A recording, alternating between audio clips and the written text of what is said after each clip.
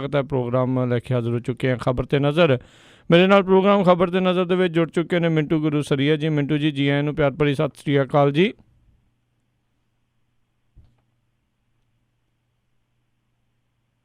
Hello हाँ मिंटू जी सत श्री अकाल जी आए स्वागत है।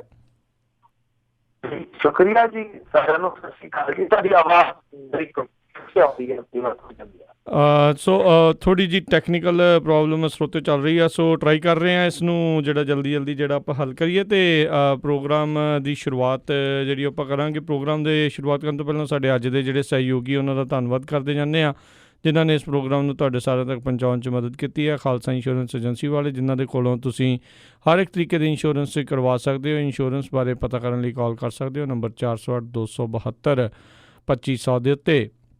ਇਸ ਦੇ ਨਾਲ ਕ੍ਰਿਸ਼ਨ ਦਨੂਤਾ Yuba City Satpal Singh Tracy Jassi Gill plumbing ਵਾਲੇ Bakersfield Major Singh Fresno GN tire and lube ਵਾਲੇ ਜਿਨ੍ਹਾਂ ਕੋਲ ਤੁਸੀਂ truck wash oil change air brake ਦਾ ਕੰਮ ਕਰਵਾ ਸਕਦੇ ਹੋ। ਨਵੇਂ ਪੁਰਾਣੇ ਟਾਇਰ ਵਾਜਿਬ ਕੀਮਤਾਂ 'ਤੇ ਖਰੀਦ ਸਕਦੇ ਹੋ। ਸੈਂਟਾਨੈਲਾ ਅਤੇ ਮੰਡੇਰਾ 'ਚ ਲੋਕੇਸ਼ਨ ਨੇ। ਹੋਰ ਜਾਣਕਾਰੀ ਲਈ ਕਾਲ ਨੰਬਰ ਹੋਤਾ 209 277 0113। Chicago pizza with the twist ਵਾਲੇ ਜਿਨ੍ਹਾਂ ਕੋਲ ਤੁਸੀਂ ਹਰ ਤਰ੍ਹਾਂ ਦਾ veg non veg Indian style pizza order ਕਰ ਸਕਦੇ ਹੋ। ਪੀਜ਼ਾ ਆਰਡਰ ਕਰਨ ਦੇ ਲਈ ਇਹਨਾਂ ਦੀਆਂ ਲੋਕੇਸ਼ਨਸ ਦੀ ਜਾਣਕਾਰੀ ਦੇ ਲਈ ਤੁਸੀਂ ਵੈਬਸਾਈਟ ਵਿਜ਼ਿਟ ਕਰ ਸਕਦੇ ਹੋ chicagopizzatwist.com ਅਤੇ 15% ਡਿਸਕਾਊਂਟ ਦੇ ਲਈ ਕੂਪਨ ਕੋਡ 1313 ਦਾ ਇਸਤੇਮਾਲ ਕਰੋ। ਨਾਲ ਹੀ West Coast truck driving school Fresno ਵਾਲੇ ਜਿਹੜੇ ਕਿ ਤੁਹਾਨੂੰ ਟਰੱਕ ਦਾ ਲਾਇਸੈਂਸ ਲੈਣ ਦੇ ਵਿੱਚ ਤੁਹਾਡੀ ਜਿਹੜੀ ਹੈ ਸਹਾਇਤਾ ਕਰਦੇ ਨੇ, ਵਧੀਆ ਸਿਖਲਾਈ ਜਿਹੜੀ ਹੈ ਤੁਹਾਨੂੰ ਦਿੰਦੇ ਨੇ। ਉਸ ਦੇ ਬਾਰੇ ਜਾਣਕਾਰੀ ਲਈ ਕਾਲ ਅਜੀਤ ਅਟਵਾਲ 559 374 45 41 ਦੇ ਉੱਤੇ। ਇਹਨਾਂ ਸਾਰਿਆਂ ਦਾ ਅਸੀਂ ਬਹੁਤ ਬਹੁਤ ਧੰਨਵਾਦ ਕਰਦੇ ਹਾਂ। ਜੇਕਰ ਤੁਸੀਂ ਜਾਂ ਕੋਈ ਹੋਰ ਕਾਰੋਬਾਰ ਇਸ ਪ੍ਰੋਗਰਾਮ ਨੂੰ ਸਪਾਂਸਰ ਕਰਨਾ ਚਾਹੁੰਦੇ ਹੋ ਸੰਪਰਕ ਕਰੋ 408 722 7698 ਦੇ ਉੱਤੇ। ਇਸ ਉੱਤੇ ਇੱਦਾਂ ਹੀ ਜੁੜੇ ਰਹੋ। ਜਿਹੜੀ ਇਹ ਟੈਕਨੀਕਲ ਪ੍ਰੋਬਲਮ ਆ ਰਹੀ ਹੈ ਮੈਂ ਟਰਾਈ ਕਰ ਰਿਹਾ ਵੀ ਇਸ ਨੂੰ ਜਲਦੀ ਜਿਹੜਾ ਆਪਾਂ ਹੱਲ ਕਰ ਲਈਏ ਅਤੇ ਫਿਰ ਆਪਾਂ ਮਿੰਟੂ ਜੀ ਨਾਲ ਖਬਰਾਂ ਦੇ ਉੱਤੇ ਜਿਹੜਾ ਸਿਲਸਿਲਾ ਉਸ ਨੂੰ ਸ਼ੁਰੂ ਕਰਦੇ ਹਾਂ। ਇੱਦਾਂ ਹੀ ਜੁੜੇ ਰਹੋ ਪੰਜਾਬੀ ਰੇਡੀਓ USA ਦੇ ਨਾਲ। ਮਿੰਟੂ ਜੀ ਆਇਆਂ ਨੂੰ ਇੱਕ ਵਾਰੀ ਫਿਰ ਸਵਾਗਤ ਹੈ। ਸਤਿ ਸ਼੍ਰੀ ਅਕਾਲ ਜੀ। ਜੀ ਸ਼ੁਕਰੀਆ ਜੀ ਸਾਰਿਆਂ ਨੂੰ ਸਤਿ ਸ਼੍ਰੀ ਅਕਾਲ ਜੀ। ਅਤੇ ਪਹਿਲੀ ਜਿਹੜੀ ਆਪਾਂ ਖਬਰ ਦੇ ਉੱਤੇ ਜਿਹੜਾ ਮਿੰਟੂ ਜੀ ਨਜ਼ਰ ਬਣਾਉਂਦੇ ਹਾਂ, ਵੋਟਾਂ ਨਜ਼ਦੀਕ ਨੇ ਅਤੇ ਉੱਥੇ ਮੋਦੀ ਸਰਕਾਰ ਨੇ ਕਹਿੰਦੇ ਅੰਤਰਿਮ ਬਜਟ ਪੇਸ਼ ਕੀਤਾ ਹੈ। ਮੱਧ ਵਰਗ ਨੂੰ ਪ੍ਰਭਾਵਿਤ ਕਰਨ ਦਾ ਪੂਰਾ ਯਤਨ, ਕਿਸਾਨ ਦੇ ਨਾਲ ਕਹਿੰਦੇ ਮਜ਼ਾਕ ਆ। ਬਿਲਕੁਲ ਇਸੇ ਤਰ੍ਹਾਂ ਹੀ ਲੱਗ ਰਿਹਾ ਇਹਨਾਂ ਨੇ ਅੱਜ ਮੈਨੀਫੈਸਟੋ ਗੋਲ ਦਿੱਤਾ ਹੋਵੇ ਪਰ ਨਿਕਲਿਆ ਪਹਾੜ ਨਿਕਲਿਆ ਯਾਨੀ ਬਹੁਤ ਵੱਡੀਆਂ ਆਕਾਂਖਿਆਵਾਂ ਸੀਗੀਆਂ ਲੋਕਾਂ ਦੀਆਂ ਕਿ ਜਿਹੜਾ ਬਜਟ ਆ ਲੋਕ ਪ੍ਰਭਾਵਿਤ ਨਹੀਂ ਹੋਊਗਾ, ਕੁਛ ਨਾ ਕੁਛ ਫਾਇਦੇਮੰਦ ਵੀ ਹੋਊਗਾ। ਹਾਲਾਂਕਿ ਇਹਨਾਂ ਦੇ ਕੁਛ ਵਰਗ ਹੈ ਜਿਹੜੇ ਉਹ ਟਾਰਗੇਟ ਕਰਦਾ ਯਤਨ ਕੀਤਾ ਜਿੱਦਾਂ ਵੱਧ ਕਰ ਗਿਆ ਉਹਦੇ ਵਿੱਚ ਕੀਤਾ ਕਿ 5 ਲੱਖ ਤੱਕ ਇਹਨਾਂ ਨੇ ਇਨਕਮ ਟੈਕਸ ਮੁਕਤ ਕਰ ਦਿੱਤਾ। ਮਤਲਬ ਕਿ ਜਿਹੜੀ ਅੱਗੇ 2.5 ਲੱਖ ਤੱਕ ਦੀ ਰਹਿਤ ਸੀਗੀ ਉਹਨੂੰ ਗਰਮ ਤੱਕ ਦੁਗਣਾ ਕਰ ਦਿੱਤਾ। ਤਾਂ ਉਹਦੇ ਵਿੱਚ ਕਿ ਆਮਦਨ ਨੂੰ ਇਹ ਪੈਮਾਨਾ ਆਮਦਨ ਦੇ ਵਿੱਚੋਂ ਕੁਛ ਜਿਹੜਾ ਆਮਦਨ ਦਾ ਹਿੱਸਾ ਹੋਊਗਾ ਉਹਨੂੰ ਮੰਨਿਆ ਗਿਆ। ਹਾਲੇ ਤੱਕ ਇਹ ਸਪਸ਼ਟ ਹੈ। ਖੈਰ ਦੂਜੀ ਚੀਜ਼ ਇਹਨਾਂ ਨੇ ਕੀਤੀ ਹੈ ਕਿ ਦੂਰ ਹੁੰਦੇ ਆ ਕਿ ਇਹ ਸਾਡੇ ਕੰਮ ਆ ਤਾਂ ਉਹਨਾਂ ਨੂੰ ਕਿਹਾ ਕਿ 100 ਰੁਪਈਆ ਦਿਓ ਤੁਸੀਂ ਆਪਣੀ ਉਮਰ ਦੇ ਵਿੱਚੋਂ ਤੁਹਾਡਾ ਬੀਮਾ ਕਰਾਂਗੇ ਤੇ 7 ਸਾਲ ਤੋਂ ਬਾਅਦ ਤੁਹਾਨੂੰ 3,000 ਰੁਪਇਆ ਮਹੀਨੇ ਦਾ ਪੈਨਸ਼ਨ ਦੇ ਰੂਪ ਵਿੱਚ ਦੇਵਾਂਗੇ। ਇਹਨਾਂ ਨੇ ਜਿਹੜੀ ਗੱਲ ਕੀਤੀ ਹੈ ਕਿਸਾਨਾਂ ਦੇ ਨਾਲ ਕੀਤੀ ਹੈ। ਕਿਸਾਨਾਂ ਨੂੰ ਕਹਿੰਦੇ ਆ ਕਿ ਤੁਹਾਡੇ ਖਾਤਿਆਂ ਦੇ ਵਿੱਚ 6,000 ਰੁਪਇਆ ਅਸੀਂ ਕਰ ਦੇਵਾਂਗੇ। 15 ਲੱਖ ਕਹਿੰਦੇ ਸੀ ਹੁਣ 6,000 ਰੁਪਏ ਦਿਆਂਗੇ। ਕਹਿੰਦੇ ਕਿ 2,000 ਰੁਪਇਆ 3 ਕਿਸ਼ਤਾਂ ਤੁਹਾਡੇ ਖਾਤਿਆਂ 'ਚ ਆ ਮਾਰਦਾ। ਉਹ ਜਿਹੜੀਆਂ 3 ਕਿਸ਼ਤਾਂ ਯਾਨੀ 2,000 ਦੀਆਂ ਉਹ ਕੁੱਲ ਬਣਦੀਆਂ 6,000। ਤਾਂ ਇਹਦਾ ਮਤਲਬ ਹੈ ਕਿ 12 ਕਰੋੜ ਕਿਸਾਨ ਪਰਿਵਾਰਾਂ ਨੂੰ ਇਹਨਾਂ ਨੇ ਰਾਹਤ ਦੇਣੀ ਹੈ ਕਿਉਂਕਿ ਇਹ ਕਹਿੰਦੀ ਆ ਕਿ ਜਿਹਦੇ ਕੋਲ 2 ਹੈਕਟੇਅਰ ਯਾਨੀ 5 ਕਿੱਲੇ 5 ਕਿੱਲਿਆਂ ਦੀ ਜ਼ਮੀਨ ਆ ਤਾਂ ਉਹਨੂੰ ਅਸੀਂ ਹੈਲਪ ਕਰਾਂਗੇ। ਤਾਂ ਤੁਸੀਂ ਆਪ ਦੇਖ ਲਓ ਕਿ 12 ਕਰੋੜ ਇਹ ਹੋ ਗਏ, 10 ਕਰੋੜ 93 ਹੋ ਗਏ, 22 ਤੇ 3 ਕਰੋੜ ਜਿਹੜੇ ਟੈਕਸਾਂ ਦੇ ਜਿਹਨਾਂ ਨੂੰ ਹੋਇਆ ਤਾਂ ਕੁੱਲ ਮਿਲਾ ਕੇ 25 ਕਰੋੜ ਵੋਟਰ ਨੂੰ ਇਹਨਾਂ ਨੇ ਪ੍ਰਭਾਵਿਤ ਕਰਨ ਦਾ ਯਤਨ ਕੀਤਾ। ਇਹਨਾਂ ਦੋਹਾਂ ਵਿੱਚ ਇਹ ਅੰਤਰਿਮ ਬਜਟ ਜਿਹੜਾ ਪ੍ਰਪੋਜ਼ਲ ਬਜਟ ਹੈ ਫਿਰ ਬਾਅਦ ਦੇ ਵਿੱਚ ਆਉਂਦੇ ਪਾਸ ਆ ਰਿਹਾ ਸੀ। ਇਹਨਾਂ ਨੇ 5 ਬਜਟ ਪਾਸ ਕਰਨਾ ਸੀ ਕਿ ਪੇਸ਼ ਇਹਨਾਂ ਨੇ ਸ਼ੁਰੂ ਵੀ ਕਰ ਦਿੱਤਾ। ਖੈਰ ਇਹ ਯੋਜਨਾਵਾਂ ਜਿਹੜੀਆਂ ਸ਼ਾਇਦ ਇਸੇ ਕਰਕੇ ਕਹਿੰਦੀਆਂ ਕਿ ਚਲੋ ਅੱਗੇ ਹੁਣ ਜਿਹੜੀ ਸਰਕਾਰ ਆਊਗੀ ਦੇਖੀ ਜਾਊਗੀ। ਜੇ ਅਸੀਂ ਆਏ ਤਾਂ ਫਿਰ ਉਦੋਂ ਦੇ ਹਾਲਾਤ ਉਦੋਂ ਨਾਲ ਨਜਿੱਠਾਂਗੇ ਤੇ ਜੇ ਕੋਈ ਹੋਰ ਆ ਗਿਆ ਉਹ ਆਪੇ ਗੱਲ ਪਿਆ ਢੋਲ ਵਜਾਈ ਜਾਊਗਾ।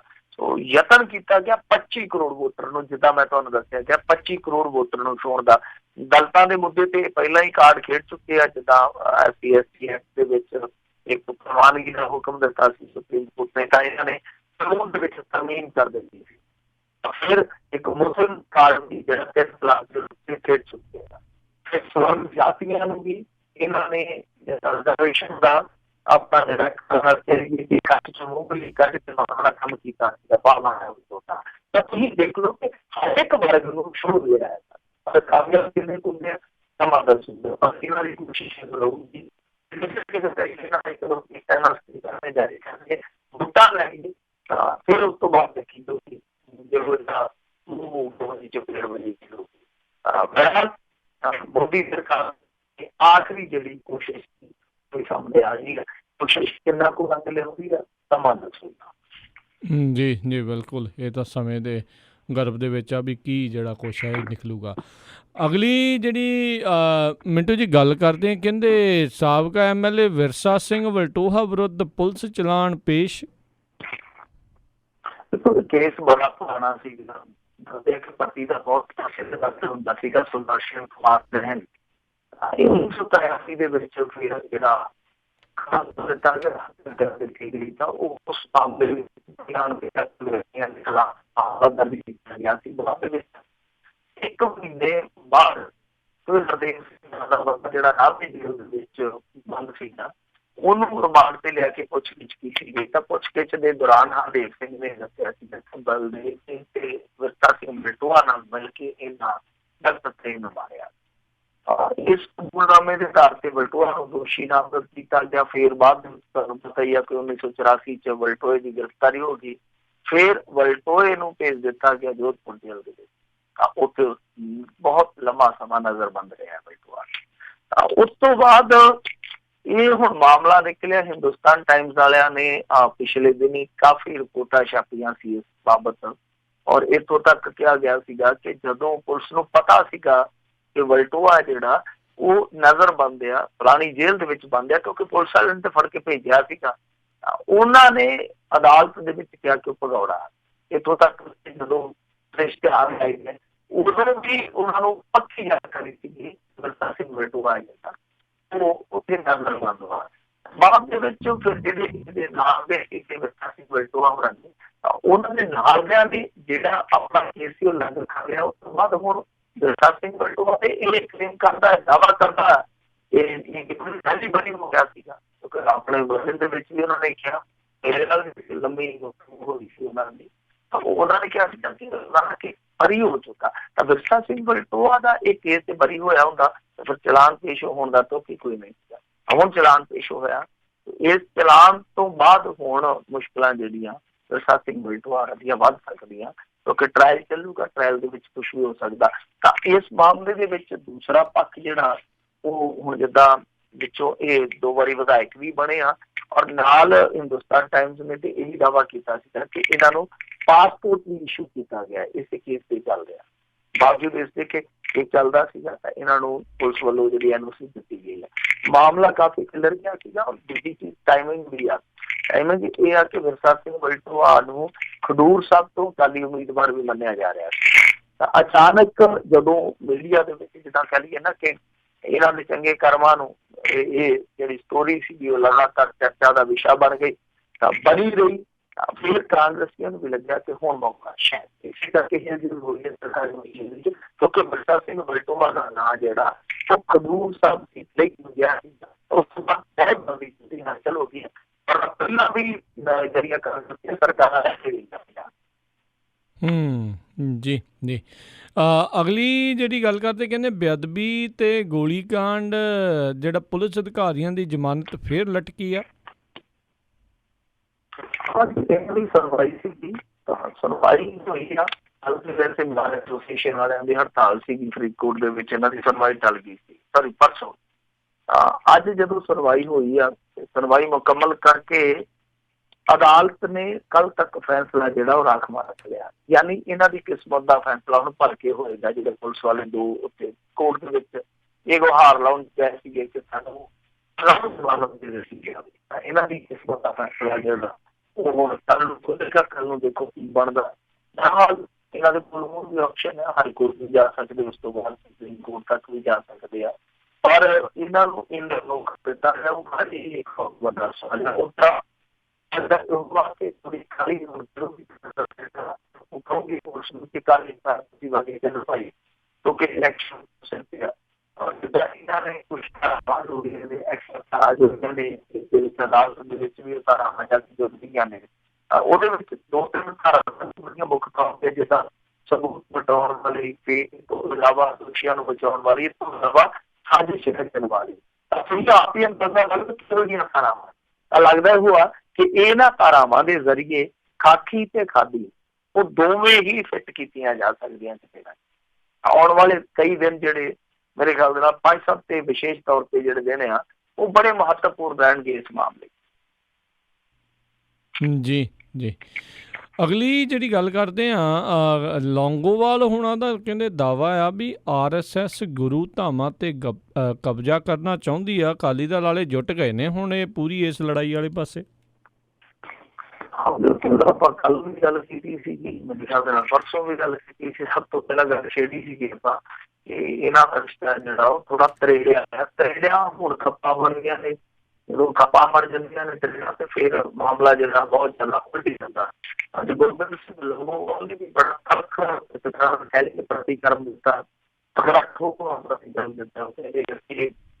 ਇਹਨਾਂ ਨੇ ਸਾਹਿਬ ਦੇ ਵਿੱਚ ਦਖਲਅੰਦਾਜ਼ੀ ਵਾਲਾ ਫੈਸਲਾ ਅਪਣਾਇਆ।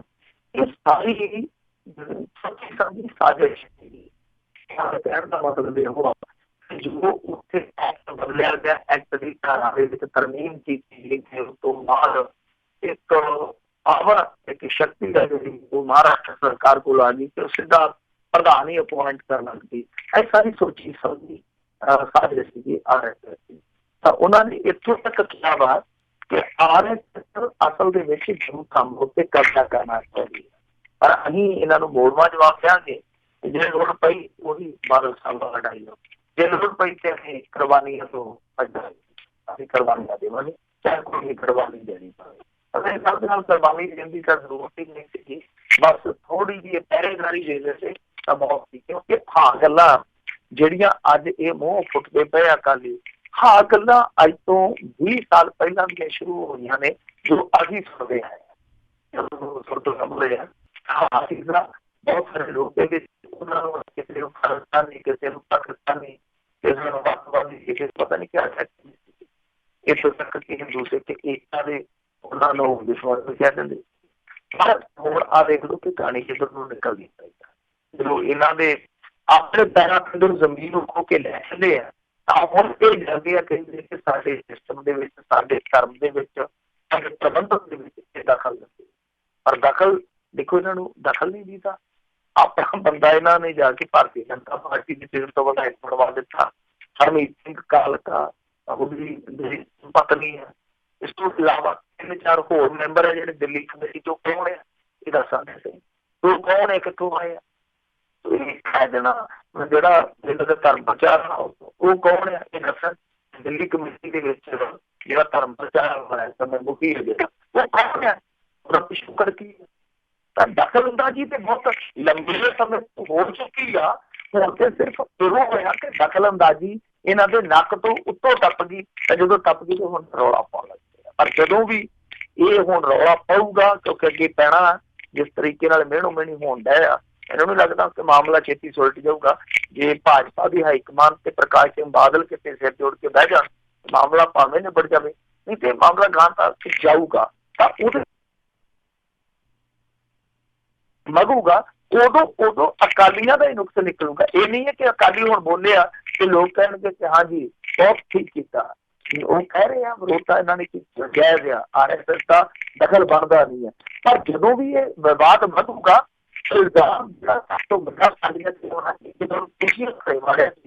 ਤੁਹਾਡੇ ਨਾਲ ਫਿਰ ਉਹ ਹੋਈ ਮੰਗਣ ਆਈ ਕਰਮ। ਜੀ ਜੀ, ਅਗਲੀ ਜਿਹੜੀ ਗੱਲ ਕਰਦੇ ਕਿਸਾਨ ਕਰਜ਼ ਮਾਫੀ ਨੂੰ ਲੈ ਕੇ ਕੈਪਟਨ ਸਰਕਾਰ ਦਾ ਨਵਾਂ ਫਰਮਾਨ। ਇਹ ਫਰੀਦਕੋਟ ਦੇ ਵਿੱਚ ਇੱਕ ਸਮਾਗਮ ਰੱਖਿਆ ਔਰ ਤੁਹਾਨੂੰ ਪਤਾ ਹੀ ਹੈ ਕਿ ਸਿਲਸਿਲੇਵਾਰ ਇੱਕ ਮਾਫੀ ਦੇ ਰਹੇ ਹਾਂ ਥੋੜੀ ਨੂੰ ਸਹੀ ਜ਼ਰੂਰ ਹੈ ਕਿਸੇ ਨਾ ਕਿਸੇ ਨੂੰ ਲਾਭ ਜ਼ਰੂਰ ਨਹੀਂ ਕਰਦੇ ਪਰ ਕਈ ਵਾਰੀ ਕਨੀ ਦੇ ਪਿਆਰੇ ਜਿਹੜੇ ਸੁੱਕੇ ਵੀ ਰਹਿ ਜਾਂਦੇ ਆ ਹੁਣ ਸੁਖਪਾਲ ਸਿੰਘ ਖਹਿਰਾ ਨਿਆਲ ਸਿੰਘ ਫਾਜ਼ਿਲਕਾ ਜ਼ਿਲ੍ਹੇ ਦੇ ਇੱਕ ਪਿੰਡ ਦੇ ਵਿੱਚ ਇੱਕ ਇਹੋ ਜਿਹਾ ਕਿਸਾਨ ਵੀ ਸਾਹਮਣੇ ਆਇਆ ਜਿਹਦੇ ਕੋਲ ਇੱਕ ਕਿੱਲਾ ਜ਼ਮੀਨ ਦਾ ਉਹਦਾ ਪਹਿਲੀ ਕਿਉਂਕਿ ਤੁਸੀਂ ਮਾਫੀ ਨਹੀਂ ਆਈ ਜਿਸ ਦੇ ਵਿੱਚ ਉਹਦਾ ਨਾਂ ਹੀ ਨਹੀਂ ਹੈ। ਤੁਸੀਂ ਆਪ ਹੀ ਅੰਦਾਜ਼ਾ ਲਾ ਲਓ ਕਿ 1 ਏਕੜ ਤੱਕ ਦਾ ਜਿਹੜਾ ਮਾਲਕ ਆ ਉਹਨੂੰ ਵੀ ਮਾਫੀ ਨਹੀਂ ਆਈ, ਉਲਟਾ ਨੋਟਿਸ ਆ ਗਿਆ। ਇਹੋ ਜਿਹਾ ਕਰਜ਼ ਮਾਫੀ ਦਾ ਸੱਚ ਆ ਐਸੀ ਕਰ ਰਹੇ ਚੰਗਾ ਕਰੋ ਨਾ ਕੀਤੇ ਜਿਹਨਾਂ ਕੋਲ ਠੀਕ ਆ ਉਹਨਾਂ ਜਿਹੜਾ ਭਲਕੇ ਫਰੀਦਕੋਟ ਦੇ ਵਿੱਚ ਸਮਾਗਮ ਰਚਾਉਣਾ ਕਰਜ਼ ਮਾਫੀ ਦਾ ਇਹਨਾਂ ਨੇ ਇੱਕ ਹੁਕਮ ਜਾਰੀ ਕੀਤਾ। ਇਹ ਕਹਿੰਦੇ ਆ ਕਿ ਦੇਖੋ ਉਸੇ ਬੰਦੇ ਦਾ ਕਰਜ਼ ਜਿਹੜਾ ਆ ਮਾਫ ਹੋਣਾ, ਉਹਦਾ ਕਰਜ਼ਾ ਮਾਫ ਹੋਊਗਾ ਜਿਹੜਾ ਉਸੇ ਮੌਕੇ ਤੇ ਪਹੁੰਚੂਗਾ। ਸਿੱਧਾ ਬੰਦਾ ਭਾਈ ਨਾਸ਼ ਕਰੋ ਉਹ ਹੋਣਾ ਚਾਹੀਦਾ।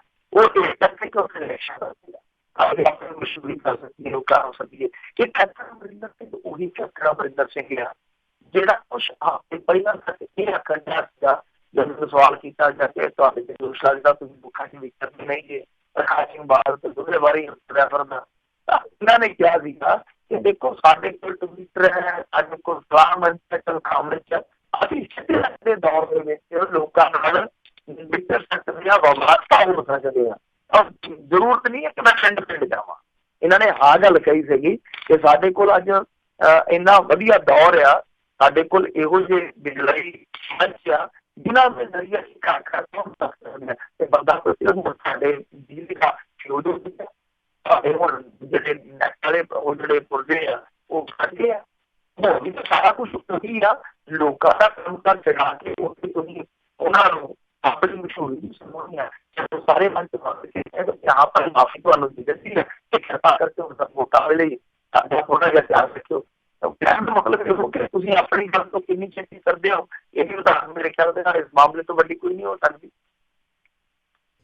ਜੀ ਜੀ ਮਿੰਟੂ ਜੀ ਇੱਕ ਆਪਾਂ ਛੋਟੀ ਜਿਹੀ ਬ੍ਰੇਕ ਲੈਂਦੇ ਹਾਂ, ਟਰਾਈ ਕਰਦੇ ਹਾਂ ਜਿਹੜੀ ਆਵਾਜ਼ ਦੀ ਥੋੜ੍ਹੀ ਸਮੱਸਿਆ ਆ ਰਹੀ ਉਸ ਨੂੰ ਵੀ ਆਪਾਂ ਹੱਲ ਕਰੀਏ ਅਤੇ ਕੁਛ ਰਹਿ ਗਈਆਂ ਨੇ ਉਸ ਤੋਂ ਬਾਅਦ ਖਬਰਾਂ ਅਤੇ ਫਿਰ ਸਰੋਤਿਆਂ ਦੇ ਜਿਹੜੇ ਆਪਾਂ ਕਾਲਸ ਵੀ ਲਵਾਂਗੇ ਜੇ ਸਰੋਤਿਆਂ ਦੇ ਸਵਾਲ ਵੀ ਹੈਗੇ ਆ ਮਿੰਟੂ ਜੀ ਦੇ ਲਈ। ਅਤੇ ਸਰੋਤੇ ਇੱਦਾਂ ਹੀ ਜੁੜੇ ਰਹੋ ਪੰਜਾਬੀ ਰੇਡੀਓ USA ਦੇ ਨਾਲ ਅਤੇ ਪ੍ਰੋਗਰਾਮ ਖਬਰ 'ਤੇ ਨਜ਼ਰ ਇੱਦਾਂ ਹੀ ਚੱਲਦਾ ਰਹੇਗਾ।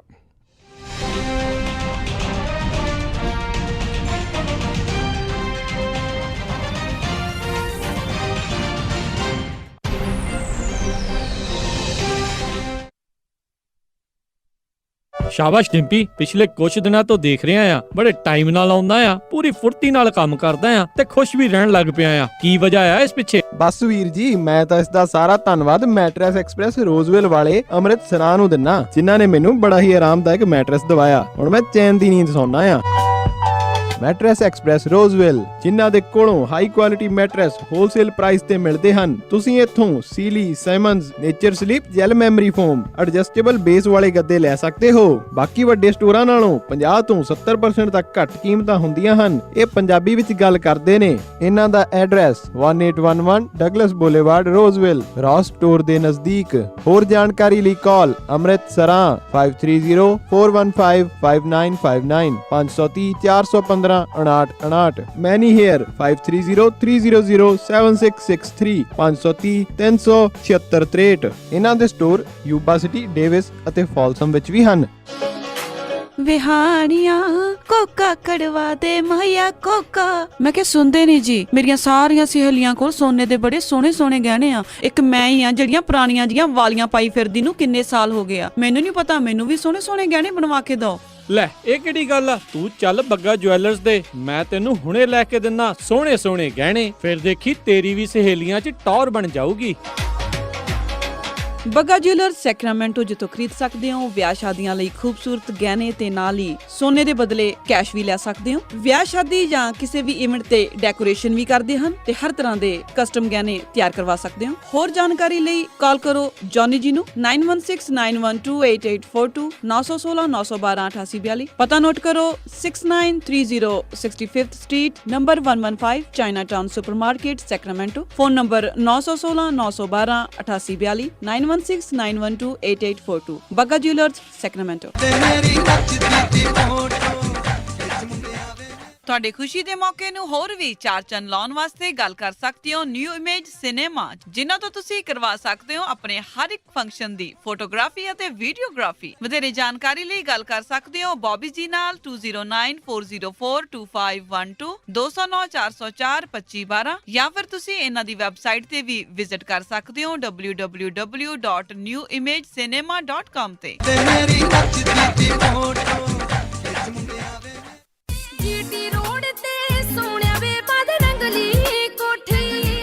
ਜੇਕਰ ਤੁਸੀਂ ਵੀ ਯੂਬਾ ਸਿਟੀ ਜਾਂ ਫਿਰ ਸੈਕਰਾਮੈਂਟੋ ਦੇ ਆਸ-ਪਾਸ ਜਿਵੇਂ ਕਿ ਰੋਜ਼ਵਿਲ, ਐਂਟਲੋਪ ਦੇ ਵਿੱਚ ਕੋਈ ਵੀ ਪ੍ਰਾਪਰਟੀ ਖਰੀਦਣੀ ਜਾਂ ਵੇਚਣੀ ਚਾਹੁੰਦੇ ਹੋ ਤਾਂ ਬਹੁਤ ਵਧੀਆ ਡੀਲਸ ਲੈ ਕੇ ਹਾਜ਼ਰ ਹਨ ਪਿੰਦਰ ਤੂਰ। ਨਵਾਂ ਘਰ ਲੈਣਾ ਹੋਵੇ ਜਾਂ ਫਿਰ ਲੈਣੀ ਹੋਵੇ ਇਨਵੈਸਟਮੈਂਟ ਪ੍ਰਾਪਰਟੀ, ਗੱਲ ਕਰ ਸਕਦੇ ਹੋ ਪਿੰਦਰ ਤੂਰ ਜੀ ਨਾਲ 9163033725 916 303 3525।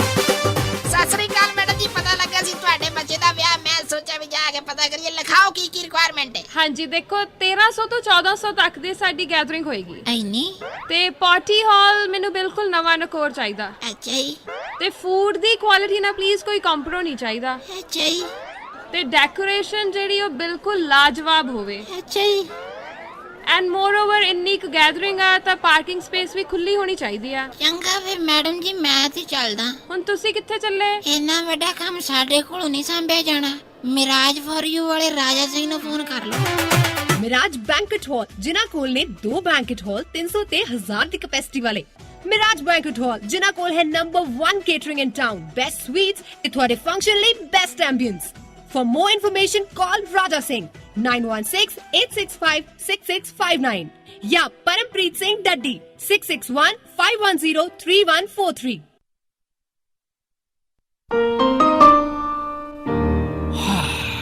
ਵੈਸੇ ਬੰਦੇ ਦੀ ਲਾਈਫ ਵੀ ਨਾ ਇੱਕ ਟੈਨਸ਼ਨ ਹੈ। ਘਰ ਦੀ ਟੈਨਸ਼ਨ, ਕਾਰੋਬਾਰ ਦੀ ਟੈਨਸ਼ਨ, ਗੱਡੀ ਕਾਰ ਦੀ ਟੈਨਸ਼ਨ, ਬਾਲ ਪਰਿਵਾਰ ਦੀ ਟੈਨਸ਼ਨ। ਕਾਸ਼ ਕੋਈ ਐਸੀ ਥਾਂ ਹੋਵੇ ਜਿੱਥੇ ਜਾ ਕੇ ਬੰਦੇ ਦੀਆਂ ਸਾਰੀਆਂ ਟੈਨਸ਼ਨਾਂ ਦੂਰ ਹੋ ਜਾਣ। ਹੈਗੀ ਆ ਨਾ ਖਾਲਸਾ ਇੰਸ਼ੋਰੈਂਸ। ਮਤਲਬ ਖਾਲਸਾ ਇੰਸ਼ੋਰੈਂਸ ਤੁਹਾਨੂੰ ਦਿੰਦੇ ਨੇ home insurance, health insurance, life insurance, commercial insurance ਤੇ ਕਾਰ ਦੀ ਇੰਸ਼ੋਰੈਂਸ। ਗੱਲ ਕੀ ਤੁਹਾਡੀ ਹਰ ਟੈਨਸ਼ਨ ਦਾ solution. Khalsa insurance. For more information, call 4082722500 408 272 2500 or visit khalsainsurance.com। ਹਰ ਚੜ੍ਹਦੀ ਸਵੇਰ ਤੋਂ ਢਲਦੀ ਰਾਤ ਤਾਈਂ, ਸਾਲ ਦੇ 365 ਤੇ ਹਫਤੇ ਦੇ 7 ਦਿਨ ਸੁਣਦੇ ਰਹੋ ਆਪਣਾ ਮਾਨਯੋਗ ਤੇ ਮਨ ਪਾਉਂਦਾ ਰੇਡੀਓ, ਪੰਜਾਬੀ ਰੇਡੀਓ USA।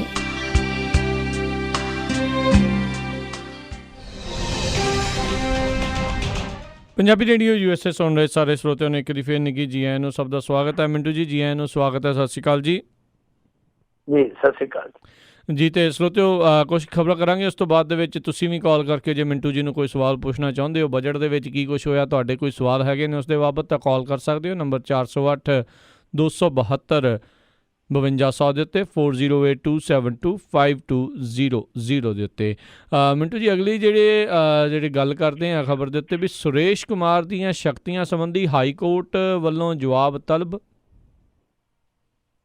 ਦੇਖੋ, ਸੁਰੇਸ਼ ਕੁਮਾਰ ਨੂੰ ਇਹਨਾਂ ਨੇ ਨਿਯੁਕਤ ਕੀਤਾ ਸੀਗਾ ਉਹਦੀ ਰਿਟਾਇਰਮੈਂਟ ਤੋਂ ਬਾਅਦ। ਜਦੋਂ ਕੈਪਟਨ ਅਮਰਿੰਦਰ ਸਰਕਾਰ ਬਣੀ ਆ ਤਾਂ ਫਿਰ ਇਹਨਾਂ ਨੂੰ ਲਿਆਂਦਾ ਗਿਆ ਸੀ ਐਕਸ਼ਨ ਦੇ ਵਿੱਚ।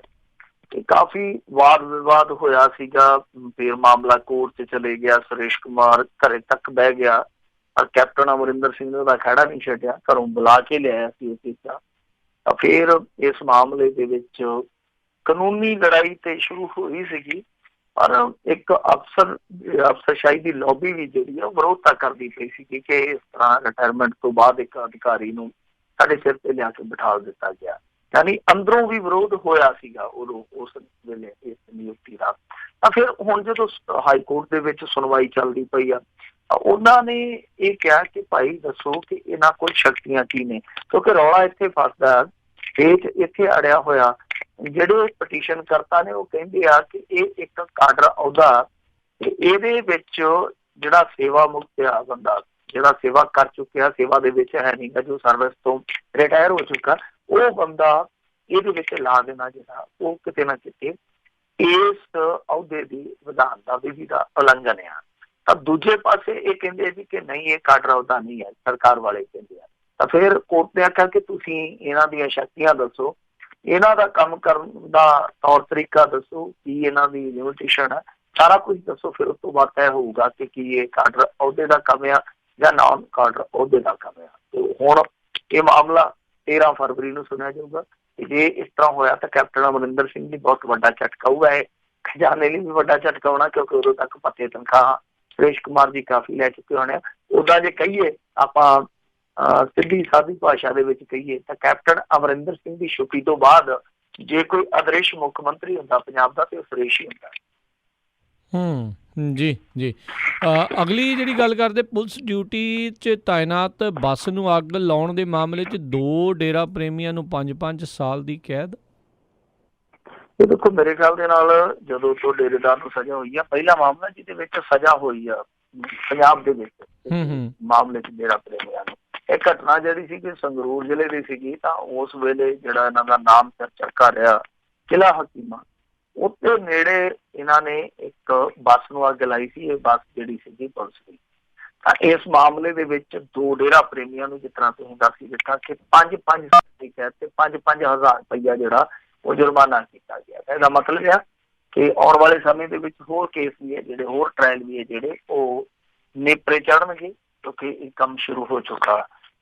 ਦੂਸਰੀ ਗੱਲ ਡੇਰਾ ਪ੍ਰੇਮੀਆਂ ਦੇ ਨਾਲ ਜੁੜੀ ਇਹ ਆ ਕਿ ਜਿੱਦਾਂ ਤੁਹਾਨੂੰ ਪਤਾ ਹੀ ਹੈ, ਬੇਅਦਬੀ ਦੇ ਮਾਮਲੇ ਦੇ ਵਿੱਚ ਕੁਝ ਗ੍ਰਿਫਤਾਰੀਆਂ ਹੋਈਆਂ ਸੀਗੀਆਂ। ਤਾਂ ਕੁਝ ਡੇਰਾ ਪ੍ਰੇਮੀਆਂ ਨੇ ਬਠਿੰਡੇ ਦੀ ਅਦਾਲਤ ਦੇ ਵਿੱਚ ਅਰਜ਼ੀ ਲਾਈ ਸੀ। ਤਾਂ ਉੱਥੇ ਜੋ ਰਿਕਾਰਡ ਪੇਸ਼ ਕੀਤਾ ਗਿਆ ਉਹਦੇ ਵਿੱਚ ਦੱਸਦੇ ਆ ਕਿ ਖੁਦ ਇੱਕ ਪ੍ਰੇਮੀ ਨੇ ਮੰਨਿਆ ਵਾ, ਉਹਨੇ ਖੁਦ ਆਪਣਾ ਬਿਆਨ ਦਰਜ ਕਰਵਾਇਆ ਵਾ ਕਿ ਅਸਲ ਦੇ ਵਿੱਚ ਇਹ ਸਭ ਕੁਛ ਹੈ ਜਿਹੜਾ ਪਲਾਨ ਕੀਤਾ ਗਿਆ ਸੀਗਾ, ਉਹ ਕੀਤਾ ਗਿਆ ਸੀਗਾ ਡੇਰੇ ਦੇ ਵਿੱਚ। ਔਰ ਉਹਨੇ ਬਕਾਇਦਾ ਕਮਰਾ ਦੱਸਿਆ ਜਿਹਦੇ ਵਿੱਚ ਸਾਡੀ ਮੀਟਿੰਗ ਹੋਈ। ਫਿਰ ਉੱਥੋਂ ਸਾਨੂੰ ਹੁਕਮ ਦਿੱਤੇ ਗਏ ਸੀ। ਹਾਲਾਂਕਿ ਉਹਨੇ ਇਹ ਨਹੀਂ ਕਿਹਾ ਕਿ ਡੇਰੇਦਾਰ ਦਾ ਕੋਈ ਰੋਲ ਹੈ ਜਾਂ ਹੋਰ ਡੇਰੇ ਦੀ ਕਿਸੇ ਵੱਡੀ ਹਸਤੀ ਦਾ, ਪਰ ਇਹ ਜ਼ਰੂਰ ਕਿਹਾ ਉਹਨੇ ਕਿ ਸਾਡਾ ਜਿਹੜਾ ਸਾਰਾ ਉੱਥੇ ਬੁਣਤੀ ਵਾਲਾ ਕੰਮ ਬੁਣਿਆ ਗਿਆ ਸੀਗਾ, ਕਾਰਟ ਕਰੇ ਗਈ ਸੀਗੀ। ਤਾਂ ਉਹ ਇੱਕ ਐਸੇ ਕਮਰੇ ਦੇ ਵਿੱਚ ਸੀ ਜਿੱਥੇ ਆਪਾਂ ਕਹਿ ਸਕਦੇ ਕਿ ਡੇਰਾ ਖਰਚੇ ਦਾ ਕਾੜਿਆ ਜਾਂਦੀ, ਡੇਰਾ ਖਰਚੇ ਦੇ ਵਿੱਚ ਹੀ। ਜੀ ਜੀ ਜੀ। ਅਤੇ ਸਰੋਤਿਓ, ਜੇ ਤੁਸੀਂ ਮਿੰਟੂ ਜੀ ਨੂੰ ਸਵਾਲ ਪੁੱਛਣਾ ਚਾਹੁੰਦੇ ਹੋ, ਫੋਨ ਲਾਈਨ ਤੁਹਾਨੂੰ ਓਪਨ ਨੇ, ਕਾਲ ਕਰ ਸਕਦੇ ਹੋ। ਸਟੂਡੀਓ ਦਾ ਨੰਬਰ ਹੈਗਾ 408-272-5200 4082725200 ਦੇ ਉੱਤੇ। ਆਪਣੇ ਨਾਲ ਕੁਝ ਕਾਲਰ ਜਿਹੜੇ ਮਿੰਟੂ ਜੀ ਜੁੜ ਚੁੱਕੇ ਨੇ। ਆਪਣੇ ਨਾਲ ਪਹਿਲੇ ਕਾਲਰ ਨੇ ਰਾਜਵਿੰਦਰ ਜੀ। ਸਤਿ ਸ਼੍ਰੀ ਅਕਾਲ, ਸਵਾਗਤ ਹੈ ਜੀ। ਸਤਿ ਸ਼੍ਰੀ ਅਕਾਲ ਜੀ ਮਿੰਟੂ ਜੀ, ਸਾਰਿਆਂ ਨੂੰ, ਤੁਹਾਨੂੰ ਵੀ ਸਤਿ ਸ਼੍ਰੀ ਅਕਾਲ ਜੀ। ਸਤਿ ਸ਼੍ਰੀ ਅਕਾਲ ਜੀ ਵੀਰ ਜੀ। ਮੈਂ ਪੁੱਛਣਾ ਸੀਗਾ, ਜਿਹੜਾ ਅੰਮ੍ਰਿਤਸਰ ਦੇ ਵਿੱਚ ਗੋਲੀ ਚੱਲੀ ਸੀਗੀ ਨਾਮਧਾਰੀਆਂ ਦੇ, ਉਹ ਬੰਦਿਆਂ ਦਾ ਕੀ ਬਣਿਆ? ਮੁੜ ਕੇ ਅਪਡੇਟ ਨਹੀਂ ਆਈ। Thank you. ਨਾਮਧਾਰੀਆਂ ਦੇ, ਨਿਰੰਕਾਰੀਆਂ ਦੇ ਜਾਂ ਨਾਮਧਾਰੀਆਂ ਦੇ? ਕਿਹੜਾ? ਆਈ ਥਿੰਕ ਰਾਜਾ ਸਾਂਸੀ ਦੇ ਵਿੱਚ ਜਿਹੜਾ ਕੋਈ ਧਮਾਕਾ ਉਹਦੀ ਹੁਣ ਲਾਈਨ ਨਿਰੰਕਾਰੀਆਂ ਦੇ ਡੇਰੇ 'ਚ ਹੋਇਆ ਸੀ ਜਿਹੜਾ ਗ੍ਰਨੇਡ ਹਮਲਾ। ਉਹਦੇ ਵਿੱਚ ਤੇ 2 ਬੰਦੇ ਫੜੇ ਗਏ ਸੀਗੇ। ਨਾਮਧਾਰੀਆਂ ਤੇ ਤਾਂ ਕੁਛ ਵੀ ਨਹੀਂ, ਮੇਰੇ ਖਿਆਲ ਦੇ ਨਾਲ, ਮੈਨੂੰ ਨਹੀਂ ਯਾਦ ਕਿ ਨਾਮਧਾਰੀਆਂ ਦਾ ਕੋਈ ਮਾਮਲਾ ਹੋਵੇ ਇਹਨਾਂ 2 ਸਾਲਾਂ 'ਚ ਤੇ ਆਪਾਂ ਮੇਰੇ ਖਿਆਲ ਦੇ ਨਾਲ ਕਦੇ ਨਹੀਂ ਦੇਖਿਆ ਜੀ। ਹੋ ਸਕਦਾ ਸ਼ਾਇਦ ਫਿਰ ਉਹ ਜਿਹੜੇ ਨਿਰੰਕਾਰੀ ਵਾਲੇ ਜਿਹੜੇ ਉਸੇ ਦੀ ਹੋਵੇ, ਤੇ ਉਸ ਤੋਂ ਬਾਅਦ ਦੇ ਵਿੱਚ ਕੋਈ ਹੈ ਅਪਡੇਟ? ਉਹ ਫੜੇ ਗਏ ਸੀ ਰਿਮਾਂਡ ਤੇ? ਨਹੀਂ, ਉਹ ਤਾਂ ਹਾਂਜੀ 2 ਬੰਦੇ ਉਹ ਫੜੇ ਗਏ ਸੀਗੇ। ਕੁਛ ਬਾਹਰ ਦੇ ਬੰਦਿਆਂ ਦਾ ਨਾਮ ਵੀ ਆਇਆ ਸੀਗਾ ਉਸ ਮਾਮਲੇ 'ਚ। ਚਲੋ ਉਹ ਤੇ ਬਾਹਰ ਹੀ ਆ। ਤੇ ਜਿਹੜੇ 2 ਫੜੇ ਗਏ ਸੀ ਇਹ ਹਾਲੇ ਅੰਦਰ ਹੈ। ਮੈਨੂੰ ਲੱਗਦਾ ਕਿ ਇਹਨਾਂ ਦੀ ਜ਼ਮਾਨਤ ਨਹੀਂ ਹੋਈ ਹਾਲੇ ਤੱਕ। ਠੀਕ ਹੈ ਜੀ ਜੀ। ਅਗਲੇ ਕਾਲਰ ਨੇ ਰਾਜਾ ਜੀ। ਸਤਿ ਸ਼੍ਰੀ ਅਕਾਲ ਜੀ, ਸਵਾਗਤ ਹੈ। ਸਤਿ ਸ਼੍ਰੀ ਅਕਾਲ ਜੀ। ਸਤਿ ਸ਼੍ਰੀ ਅਕਾਲ ਜੀ। ਹਾਂਜੀ, ਮੈਂ ਕਹਿਣਾ ਸੀਗਾ ਵੀ ਜਿਵੇਂ ਹੁਣ ਇਲੈਕਸ਼ਨ ਆ ਰਹੇ ਆ, ਅਕਾਲੀਆਂ ਨੂੰ ਪਤਾ ਵੀ ਸਾਡੀ ਛਵੀ ਬਹੁਤ ਖਰਾਬ ਆ ਲੋਕਾਂ ਦੇ ਵਿੱਚ, ਤੇ ਉਹਦੇ ਕਰਕੇ ਇਹਨਾਂ ਨੇ ਆ ਗੇਮ ਪੁਆਇੰਟ ਤਾਂ ਨਹੀਂ ਖੇਲਦੇ। ਵੀ ਸਭ ਨੂੰ ਪਤਾ ਵੀ ਆਰਐਸ ਤੇ ਬਾਦਲ ਇਕੱਠੇ ਰਹੇ ਆ ਇੰਨਾ ਚਿਰ, ਬਈ ਉਹ ਧੱਬੇ ਨੂੰ ਧੋ ਕੇ ਥੋੜ੍ਹੀਆਂ ਜਿਹੀਆਂ ਵੋਟਾਂ ਜੇ ਮਿਲ ਸਕਣ, ਮੂਹਰੇ ਇਲੈਕਸ਼ਨ ਆਉਂਦੇ ਆ, ਵੀ ਇਹ ਗੇਮ ਪਲਾਨ ਤਾਂ ਨਹੀਂ। ਬਾਕੀ ਦੂਸਰੀ ਗੱਲ, ਕੱਲ ਵੀ ਅੱਜ ਵੀ ਨਾ ਸਵੇਰੇ ਖਬਰਾਂ ਨਾਲ, ਜਿਵੇਂ ਸਵੇਰੇ ਸਾਨੂੰ ਗਰਮ ਚਾਹ ਦਾ ਪਿਆਲਾ ਮਿਲ ਜਾਂਦਾ, ਉਵੇਂ ਤੁਹਾਡੀਆਂ ਖਬਰਾਂ ਸੁਣ ਕੇ ਹੁੰਦਾ ਵਾ ਕੱਲ ਦੀ ਚਾਹ ਠੰਡੀ ਜੀ ਵਾਂਗੂ ਹੋਇਆ ਵਾ, ਅੱਜ ਵੀ ਥੋੜਾ ਜਿਹਾ ਕਲੀਅਰ ਨਹੀਂ ਆ ਰਹੀ। ਜੀ ਜੀ ਟੈਕਨੀਕਲ ਪ੍ਰੋਬਲਮ ਦੇ ਲਈ ਜਿਹੜਾ ਜੀ ਮਾਫੀ ਮੰਗਦੇ ਹਾਂ। ਕਈ ਵਾਰੀ ਸਾਡੇ ਹੱਥ ਵੱਸ ਵੀ ਨਹੀਂ, ਜਿਹੜਾ ਕਈ ਚੀਜ਼ਾਂ ਜਿਹੜੀਆਂ ਰਹਿ ਜਾਂਦੀਆਂ। ਜੀ ਜੀ ਮਿੰਟੂ ਜੀ। ਚਲੋ ਕੋਈ ਗੱਲ ਨਹੀਂ, ਨੱਕ ਬੁੱਲ ਜਾ ਵੱਟ ਕੇ ਪੀ ਲਿਓ ਚਾਹ ਜਿਹੜੀ ਬਾਈ ਜੀ ਹੋ ਗਈ ਹੈ ਥੋੜੀ। ਖੈਰ ਦੇਖੋ, ਇਹ ਵੀ ਸਵਾਲ ਤੁਹਾਡਾ ਵਾਜਬ ਹੈ ਸਰਦਾਰ ਸਾਹਿਬ, ਜਾਇਜ਼ ਹੈ ਇਹ ਵੀ ਸਵਾਲ। ਔਰ ਇਹ ਸਵਾਲ ਹੈ ਜਿਹੜਾ ਚੁੱਕਿਆ ਵੀ ਜਾ ਰਿਹਾ, ਇੱਧਰੋਂ ਪੰਜਾਬ ਚੋਂ ਵੀ ਚੁੱਕਿਆ ਜਾ ਰਿਹਾ ਕਿ ਕਿਤੇ ਰਲ ਕੇ ਕੋਈ ਨਵੀਂ ਨੌਟੰਕੀ ਤੇ ਨਹੀਂ ਕਰਨ ਡਏ। ਪਰ ਮੈਨੂੰ ਨਹੀਂ ਲੱਗਦਾ ਕਿ ਹੁਣ ਨਾਟਕ ਦੀ ਗੁੰਜਾਇਸ਼ ਹੈ, ਕਿਉਂਕਿ ਦੇਖੋ ਭਾਰਤੀ ਜਨਤਾ ਪਾਰਟੀ ਹੈ ਨਾ ਜਿਹੜੀ ਅੰਦਰ ਖਾਤੇ ਇਹਨਾਂ ਦੇ ਜੜ੍ਹਾਂ ਨੂੰ ਉਹ ਦਾਤੀ ਪਾਈ ਬੈਠੀ ਆ। ਉਹਨਾਂ ਤੇ ਲੰਡਨ ਤੱਕ ਤਾਰਾਂ ਸੁੱਟੀਆਂ ਹੋਈਆਂ, ਜਿਹੜੇ ਕੁਛ ਗਰਮ ਖਿਆਲੀ ਆ, ਕਾਲੀ ਸੂਚੀ ਵਾਲੇ ਆ, ਕਈਆਂ ਪਾਸੇ ਉਹ ਗੱਲਬਾਤ ਕਰਨ ਡਏ ਆ। ਤੇ ਜੇ ਤੁਸੀਂ ਪੰਜਾਬ 'ਚ ਵੇਖੋਗੇ, ਤੁਸੀਂ ਇੱਕ ਗੱਲ ਨੋਟ ਕਰੋ, ਜਿੱਦਣ ਨਰਿੰਦਰ ਮੋਦੀ ਇੱਥੇ ਆਇਆ ਤੇ ਗੁਰਦਾਸਪੁਰ ਦੇ ਵਿੱਚ ਬੋਲਦਾ ਤੇ ਬੜਾ ਤਾਬੜਤੋੜ ਬੋਲਦਾ ਜਿਸ ਤਰ੍ਹਾਂ ਬੋਲਦਾ ਹੁੰਦਾ, ਪਰ ਇੱਕ ਵੀ ਥਾਂ ਤੇ ਉਹਨੇ ਸੱਜਣ ਕੁਮਾਰ ਵਾਲੇ ਮਾਮਲੇ 'ਚ ਵੀ ਕ੍ਰੈਡਿਟ ਲਿਆ ਤੇ ਕਰਤਾਰਪੁਰ ਸਾਹਿਬ ਦੇ ਲਾਂਘੇ ਵਾਲੇ 'ਚ ਵੀ ਲਿਆ। ਤੁਸੀਂ ਕਿਤੇ ਵੀ ਇੱਕ ਲਾਈਨ ਨਹੀਂ ਸੁਣੀ ਹੋਣੀ ਉਹਨੇ ਕਿਹਾ ਹੋਵੇ ਕਿ ਇਹਨਾਂ ਦੋ ਮਹੱਤਵਪੂਰਨ ਮੁੱਦਿਆਂ 'ਚ ਅਕਾਲੀਆਂ ਦਾ ਵੀ ਸਹਿਯੋਗ। ਤੁਸੀਂ ਆਪ ਹੀ ਅੰਦਾਜ਼ਾ ਲਾ ਲਓ ਕਿ ਪ੍ਰਧਾਨ ਮੰਤਰੀ ਆਪਣੇ ਅਲਾਇੰਸ ਦੇ ਜਿਹੜੇ ਪਾਰਟਨਰ ਆ ਉਹਨਾਂ ਦਾ ਜ਼ਿਕਰ ਤੱਕ ਨਹੀਂ ਕਹਿੰਦਾ, ਜਿੱਥੇ ਪੋਜ਼ਿਟਿਵ, ਜਿੱਥੇ ਮੰਨ ਲਓ ਮਾਈਲੇਜ ਮਿਲਣੀ, ਪੋਜ਼ਿਟਿਵ ਮਾਈਲੇਜ ਮਿਲਣੀ ਹੈ ਜਿੱਥੇ, ਤਾਂ ਉੱਥੇ ਉਹ ਜ਼ਿਕਰ ਤੱਕ ਨਹੀਂ ਕਰਦਾ। ਅੰਦਾਜ਼ਾ ਲਾ ਲਓ ਕਿ ਇਹ ਗੱਲਾਂ ਜਿਹੜੀਆਂ ਉਹ ਗਾਂ ਤੱਕ ਚਲੇ ਗਈਆਂ। ਅਸਲ ਦੇ ਵਿੱਚ ਇਹ ਆ ਕਿ ਜਿੱਦਾਂ ਅਕਾਲੀਆਂ ਦਾ ਗ੍ਰਾਫ ਡਿੱਗਿਆ ਵਾ, ਭਾਰਤੀ ਜਨਤਾ ਪਾਰਟੀ ਜਿਹੜੀ ਆ ਉਹ ਮੰਨ ਕੇ ਚੱਲਦੀ ਪਈ ਆ ਕਿ ਹੁਣ ਸਾਨੂੰ ਤੁਰਨ 'ਚ ਗਾਂ ਨੁਕਸਾਨ ਆ। ਜਦੋਂ ਦਿਲ ਥੱਕ ਜਾਣ, ਪੈਰ ਭਾਵੇਂ ਨਾ ਵੀ ਥੱਕਣ, ਜਦੋਂ ਦਿਲ ਥੱਕ ਜਾਣ ਨਾ ਫਿਰ ਰਸਤੇ ਵੀ ਖਤਮ ਹੋ ਜਾਂਦੇ ਆ, ਫਿਰ ਚਾਹ ਵੀ ਤੁਰਨ ਦੇ ਖਤਮ ਹੋ ਜਾਂਦੇ ਆ।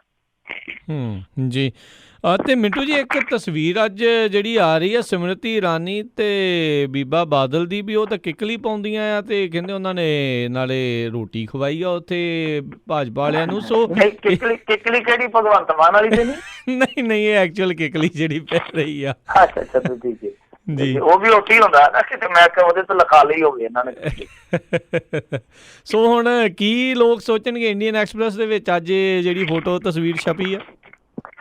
ਨਹੀਂ, ਇਹ ਦੇਖੋ ਮੇਰੇ ਖਿਆਲ ਦੇ ਨਾਲ ਇਹ ਜਿਹੜਾ ਇਹਨਾਂ ਦਾ ਮਾਮਲਾ ਹੋਇਆ ਨਾ, ਵਾਪਰਿਆ, ਉਸ ਤੋਂ ਇੱਕ ਦਿਨ ਪਹਿਲਾਂ ਵੀ ਆ ਜਾਂ ਇੱਕ ਨਹੀਂ ਕੁਛ ਘੰਟੇ ਪਹਿਲਾਂ ਵੀ ਆ, ਕਿਉਂਕਿ ਬਾਅਦ ਦੁਪਹਿਰ ਆਉਂਦਾ ਮਨਜਿੰਦਰ ਸਿੰਘ ਸਿਰਸਾ ਦਾ ਟਵੀਟ, ਉਦੋਂ ਤੜਕੇ ਪਹਿਲਾਂ ਬਜਟ ਸੈਸ਼ਨ ਤੋਂ ਇੱਕ ਦਿਨ ਪਹਿਲਾਂ ਜਿਹੜਾ ਇਕੱਠ ਹੁੰਦਾ, ਮੀਟਿੰਗ ਹੁੰਦੀ ਹੈ ਜਿਹੜੀ, ਉਹ ਉਦੋਂ ਵੀ ਆ, ਕਿਉਂਕਿ ਰਾਸ਼ਟਰਪਤੀ ਦਾ ਭਾਸ਼ਣ ਹੋਇਆ ਨਾ ਇੱਕ ਦਿਨ ਪਹਿਲਾਂ, ਜੀ ਬਜਟ ਸੈਸ਼ਨ ਤੋਂ ਇੱਕ ਦਿਨ ਪਹਿਲਾਂ, ਤਾਂ ਰਾਸ਼ਟਰਪਤੀ ਦੇ ਭਾਸ਼ਣ ਤੇ ਸਾਰੇ ਇਕੱਠੇ ਹੁੰਦੇ ਆ। ਇਹ ਸ਼ਾਇਦ ਤਸਵੀਰ ਉਦੋਂ ਦੀ ਆ। ਜਿਹੜਾ ਮਨਜਿੰਦਰ ਸਿੰਘ ਸਿਰਸਾ ਵਾਲਾ ਕੰਮ ਚੱਲਿਆ ਉਹ ਬਾਅਦ ਦੇ ਵਿੱਚ ਚੱਲਿਆ। ਕਿੱਕਲੀ ਪਹਿਲਾਂ ਪੈ ਗਈ ਸੀ ਮੇਰੇ ਖਿਆਲ ਦੇ ਨਾਲ, ਕਿੱਕਲੀ ਪਹਿਲਾਂ ਪੈ ਗਈ ਸੀ, ਉਸ ਤੋਂ ਬਾਅਦ ਫਿਰ ਕੋਟਲਾ ਛਪਾਕੀ ਖੇਡ ਲੱਗ ਪਏ ਆ। ਜੀ ਤੇ ਕਿਤੇ ਇਹ ਵੀ ਜਿਹੜੀਆਂ ਕਿਆਸ ਰਹੀਆਂ, ਹੁਣ ਦੇਖੋ ਕਈ ਤਰੀਕੇ ਦੀਆਂ, ਹਰ ਇੱਕ ਜਣਾ ਆਪਣੇ ਹਿਸਾਬ ਦੇ ਨਾਲ ਸੋਚਦਾ ਵੀ ਇਹ ਜਾਣ ਬੁੱਝ ਕੇ ਦੋਨੋਂ ਜਾਣੇ ਮਿਲ ਕੇ ਕਰ ਰਹੇ, ਹੁਣ ਲੋਕਾਂ ਦੀਆਂ ਅੱਖਾਂ 'ਚ ਘੱਟਾ ਪਾਉਣ ਦੇ ਲਈ ਵੀ ਆਪਾਂ ਇੱਦਾਂ ਕਰੀ ਜਾਂਦੇ ਹਾਂ ਤੇ ਸ਼ਾਇਦ ਜਿਹੜੀ ਕੋਈ ਖਿੰਡੀ ਵੋਟ ਆਪਣੇ ਕੋਲ ਨਾਲ ਜੁੜ ਜਾਵੇ ਬਾਅਦ 'ਚ।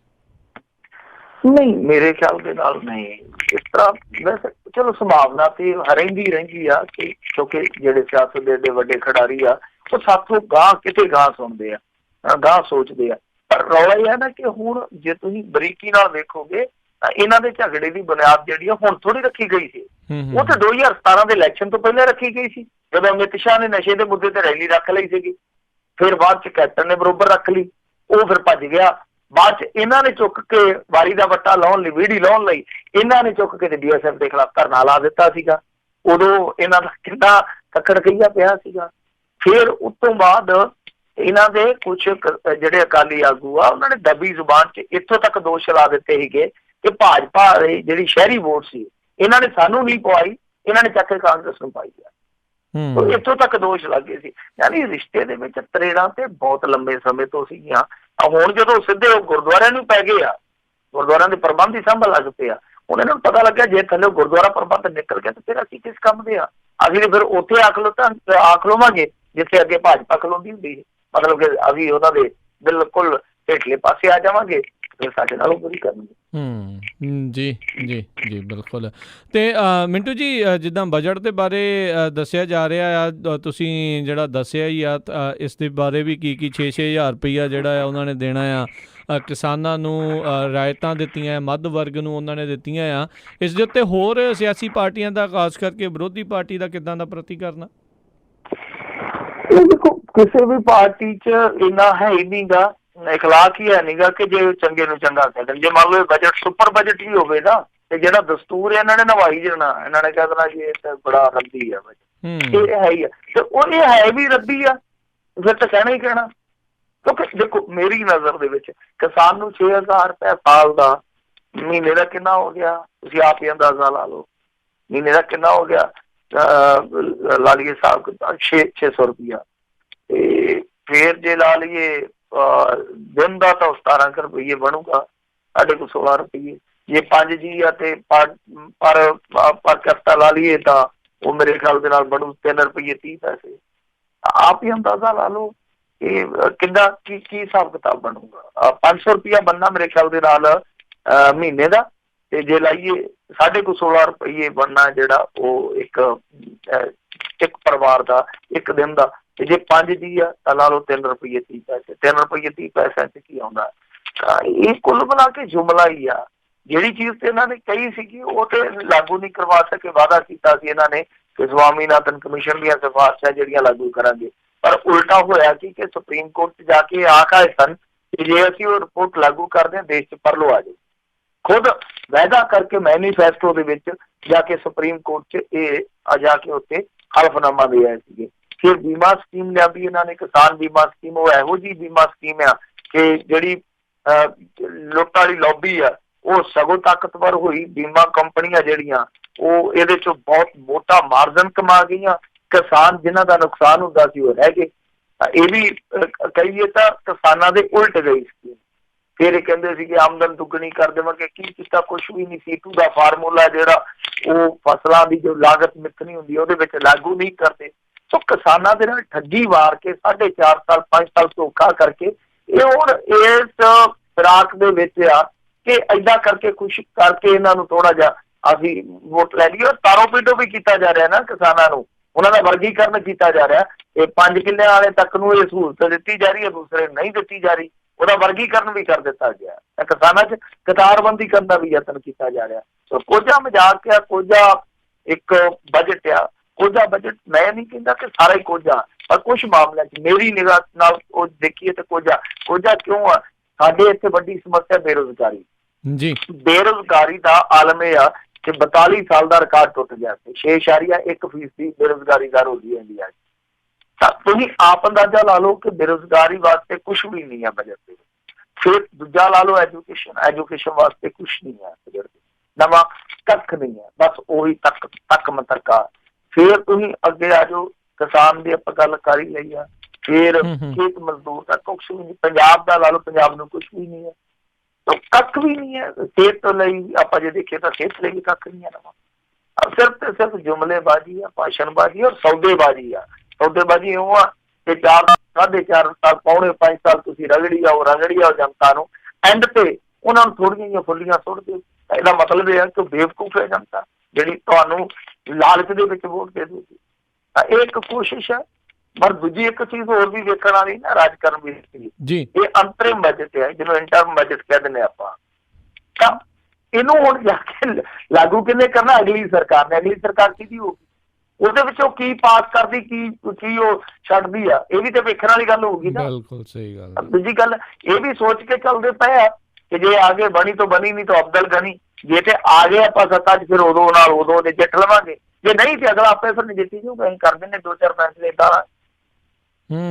ਜੀ ਬਿਲਕੁਲ, ਇਹ ਬੜੀ ਇੰਪੋਰਟੈਂਟ ਜਿਹੜੀ ਗੱਲ ਆ। ਹੁਣ ਇਹ ਨਹੀਂ ਪਤਾ ਵੀ ਲੋਕਾਂ ਦੇ ਇਹ ਦਿਮਾਗ ਦੇ ਵਿੱਚ ਆਊਗੀ ਗੱਲ ਵੀ ਇਹਨਾਂ ਵਿੱਚ ਜ਼ਰੂਰੀ ਨਹੀਂ ਆ ਵੀ ਸਾਰੇ ਜਿਹੜੀਆਂ ਚੀਜ਼ਾਂ ਆ ਉਹ ਤੁਹਾਨੂੰ ਬਾਅਦ ਦੇ ਵਿੱਚ ਮਿਲਣਗੀਆਂ। ਜੇ ਮੰਨ ਲਓ ਦੁਬਾਰਾ ਇਹਨਾਂ ਦੀ ਸੱਤਾ ਦੇ ਵਿੱਚ ਦੁਬਾਰਾ ਵਾਪਸੀ ਜਿਹੜੀ ਉਹ ਹੋ ਵੀ ਜਾਂਦੀ ਆ।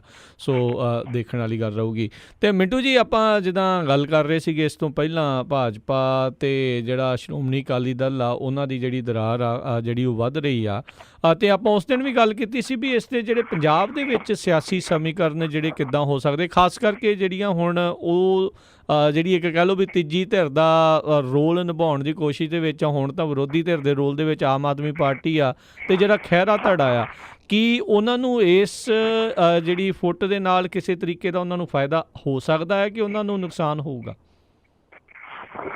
ਉਹ ਤਾਂ ਕਿਸੇ ਹਾਲੇ ਤੱਕ ਪੋਜੀਸ਼ਨ 'ਚ ਹੈ ਨਹੀਂ ਗੇ ਫਾਇਦੇ ਨੁਕਸਾਨ ਵਾਲੇ ਜੀ। ਉਹਨਾਂ ਨੂੰ ਕਿੰਨਾ ਕੁ ਹੋਊਗਾ, ਉਹਨਾਂ ਨੇ ਤਾਂ ਕੰਮ ਕਰਨਾ, ਫਾਇਦਾ ਨੁਕਸਾਨ ਕਿੰਨਾ ਕਰ ਸਕਦੇ ਆ। ਇਸ ਪੋਜੀਸ਼ਨ 'ਚ ਹਾਲੇ ਉਹ ਹੈ ਹੀ ਨਹੀਂ ਹੈ ਕਿ ਆਪਾਂ ਦੇਖੀਏ ਕਿ ਉਹਨਾਂ ਨੂੰ ਜ਼ਿਆਦਾ ਫਾਇਦਾ ਨੁਕਸਾਨ ਹੋਏਗਾ।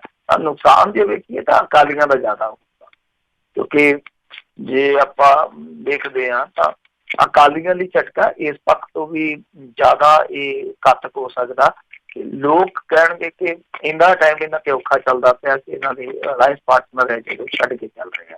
ਪਰ ਡੈਫੀਨੇਟਲੀ ਜਦੋਂ ਇਹਨਾਂ ਦਾ ਤੋੜ ਵਿਛੋੜਾ ਹੋਊਗਾ, ਇਹਨਾਂ ਦੇ ਬਹੁਤ ਸਾਰੇ ਲੀਡਰ ਜਿਹੜੇ ਉਹ ਪਾਲਾ ਵੀ ਬਦਲ ਸਕਦੇ ਆ, ਕਿਉਂਕਿ ਦੇਖੋ ਅੰਦਰੂਨੀ ਹਲਚਲ ਤੇ ਹੈ ਹੀ ਆ ਅਕਾਲੀਆਂ ਦੇ ਵਿੱਚ।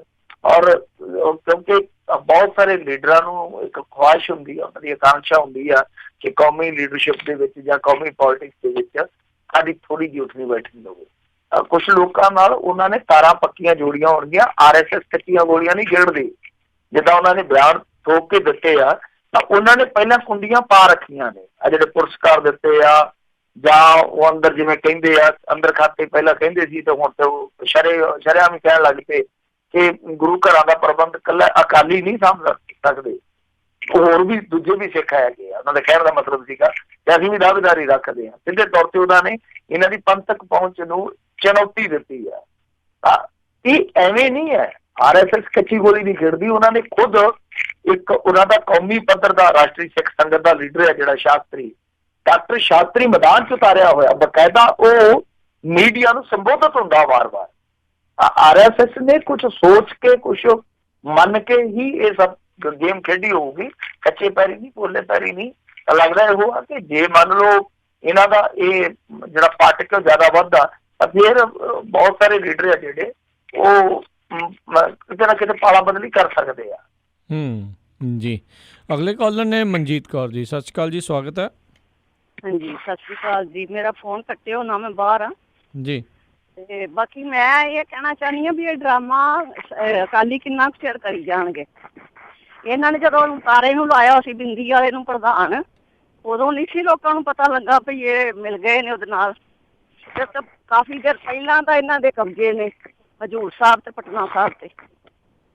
ਇਹਨਾਂ ਦੇ ਅੱਜ ਮੂੰਹ ਖੁੱਲੇ ਨੇ ਜਦੋਂ ਹਾਰ ਗਏ ਨੇ। ਜੀ, ਧੰਨਵਾਦ ਜੀ। ਮੈਂ ਸਹੀ ਜਵਾਬ ਲੈਣਾ ਚਾਹੁੰਦੀ ਹਾਂ ਬਸ।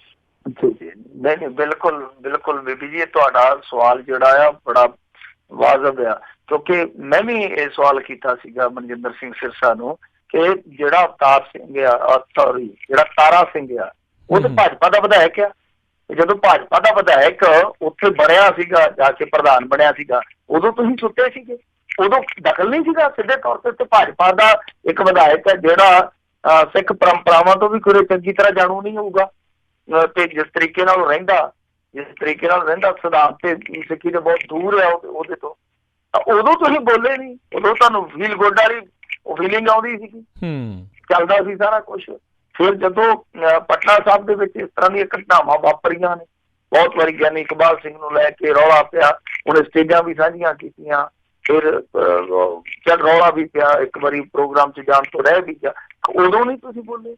ਜਦੋਂ RSS ਨੇ ਕਿਤਾਬਾਂ ਦੇ ਵਿੱਚ ਬਹੁਤ ਛੇੜਛਾੜ ਕੀਤੀ ਇਤਿਹਾਸ ਦੇ ਨਾਲ, ਉਦੋਂ ਤੁਸੀਂ ਕਿਉਂ ਨਹੀਂ ਬੋਲੇ? ਬੰਦਾ ਸਿੰਘ ਬਹਾਦਰ ਨੂੰ ਵਾਰ-ਵਾਰ ਉਹ ਜਿੱਦਾਂ ਜੋੜ ਰਹੇ ਵੈਰਾਗੀ ਆਪਣੇ ਧਰਮ ਦੇ ਨਾਲ, ਉਦੋਂ ਨਹੀਂ ਤੁਸੀਂ ਬੋਲੇ।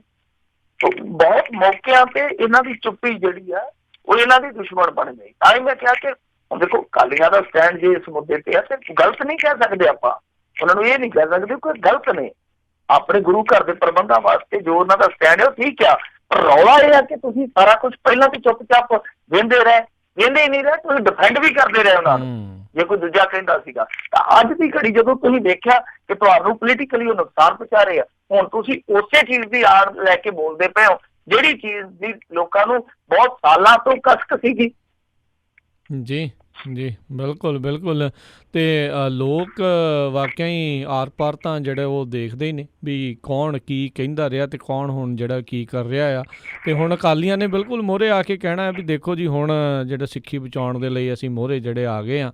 ਤੇ ਹੁਣ ਤਾਂ ਹੋ ਸਕਦਾ ਬੀਬਾ ਹਰਸਿਮਰਤ ਕੌਰ ਬਾਦਲ ਵੀ ਆਖੇ ਕਿ ਮੈਂ ਸਿੱਖੀ ਲਈ ਅਸਤੀਫਾ ਦੇਣ ਲੱਗੀ ਆ। ਚੋਣ ਜਾਬਤਾ ਲੱਗ ਜਾਣਾ 2-4 ਦਿਨਾਂ ਨੂੰ। ਬਿਲਕੁਲ ਥੋੜ੍ਹੇ ਦਿਨ ਜਿਹੜੇ ਰਹਿ ਗਏ ਨੇ ਜੀ। ਤੇ ਮਿੰਟੂ ਜੀ ਬਹੁਤ ਬਹੁਤ ਤੁਹਾਡਾ ਧੰਨਵਾਦ ਕਰਦੇ ਹਾਂ, ਤੁਸੀਂ ਸਾਡੇ ਨਾਲ ਜੁੜੇ, ਇਹਨਾਂ ਖਬਰਾਂ ਬਾਰੇ ਸਾਨੂੰ ਜਿਹੜੀਆਂ ਜਾਣਕਾਰੀ ਦਿੱਤੀਆਂ। ਅਗਲੀ ਵਾਰ ਤੱਕ ਲਈ ਬੜੀ ਮਿਹਰਬਾਨੀ, ਬਹੁਤ ਹੀ ਪਿਆਰ ਸਤਿਕਾਰ ਨਾਲ। ਸਤਿ ਸ਼੍ਰੀ ਅਕਾਲ ਜੀ। ਮਿਹਰਬਾਨੀ। ਤੇ ਸੋ ਤੇ ਇੱਥੇ ਹੀ ਸਮਾਪਤੀ ਹੈ। ਮਿਲਾਂਗੇ ਅਗਲੀ ਵਾਰ ਪ੍ਰੋਗਰਾਮ ਖਬਰ ਤੇ ਨਜ਼ਰ ਦੇ ਵਿੱਚ। ਤੇ ਉਦੋਂ ਤੱਕ ਲਈ ਬਹੁਤ ਹੀ ਪਿਆਰ ਸਤਿਕਾਰ ਸਾਨੂੰ ਕੀ ਸਤਿ ਸ਼੍ਰੀ ਅਕਾਲ। ਜਿੰਦੇ ਵਾਸਤੇ ਰਹੋ, ਹੱਸਦੇ ਖੇਡਦੇ ਰਹੋ, ਸੁਣਦੇ ਰਹੋ ਪੰਜਾਬੀ ਰੇਡੀਓ USA।